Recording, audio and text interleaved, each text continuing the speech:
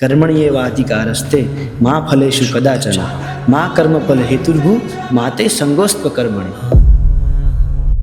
એટલે ગીતા એમ કહે છે કે તમે પૈસાને નહીં ચાહો એમ નહીં, ડિગ્રીને નહીં ચાહો એમ નહીં, ફળને નહીં ચાહો એમ નહીં.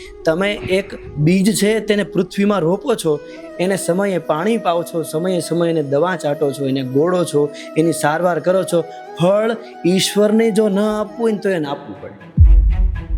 તમે આધ્યાત્મની વેખધારી અમને સમજાવવા નીકળ્યા છો કે અમે યુવાનો સમજીએ, તો આ તમારા માટે સરળ શું કામ છે ને શું કામ કરવું જોઈએ? અધર્મને છોડી શકતા નથી, તમારે ધાર્મિક થવું છે.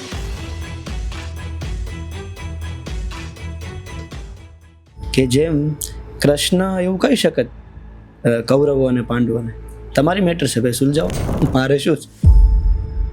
સત્ય બોલો પણ પ્રિય બોલો. સત્ય તો જ સત્ય છે કે જો તેમાં પ્રિય એટલે કે પ્રેમ ભળેલો હોય. આપણે નથી કહેતા કે આપણે કોઈને સાચું કહી દઈએ ને કોઈને ગમતું નથી તો ભાઈ સાચું ન હોય.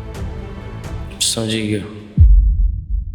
ઘણી બધી વખત પૈસા મળે પછી શાંતિ નથી હોતી, સુખ તો પૈસામાં નથી, આ તો સ્પષ્ટ છે.